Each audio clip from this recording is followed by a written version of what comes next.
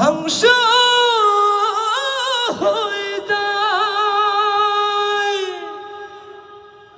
যদি আগুন লেগে ধ্বংস হয়, পৃথিবীর সব বইয়ের দোকান তবু বিশ্ব থেকে হারাবে না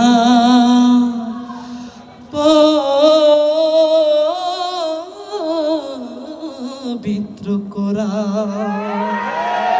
চিল্লায় বলতে হবে ঠিক কিনা? যদি আগুন লেগে ধ্বংস হয় পৃথিবীর সব বইয়ের দোকান, তবু বিশ্ব থেকে হারাবে না পবিত্র কোরআন।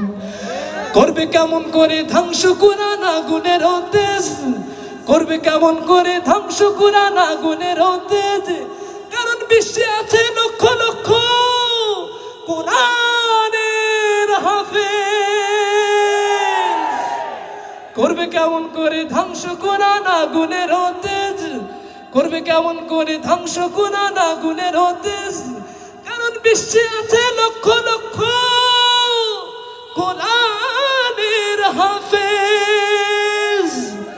তারা ছাপে আসমানি গ্রন্থ, তারা ছাপিয়ে আসমানি গ্রন্থ, বাঁচাবে ইসলামের সম্মান। তাই বিশ্ব থেকে হারাবে না পবিত্র কোরআন। দেখো পাকিস্তানের জিয়া মল্ল দুর্ঘটনায় ভাই, দেখো পাকিস্তানের জিয়া মল্ল দুর্ঘটনায় ভাই, সেদিন বিমান পুড়ে ছাই হয়েছে, কোরআন পুড়ে নয়। দেখো পাকিস্তানের জিয়া মল্ল দুর্ঘটনায় ভাই, সেদিন বিমান পুড়ে ছাই হয়েছে, কোরআন পুড়ে নয়। গ্রন্থ যেমন ছিল তেমন আছে, যেমন ছিল তেমন আছে, একটি সূরাও হয়নি ম্লান।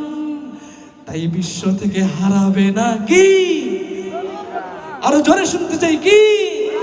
তাই বিশ্ব থেকে হারাবে না পবিত্র কোরআন। সঙ্গীত কি আরো হবে?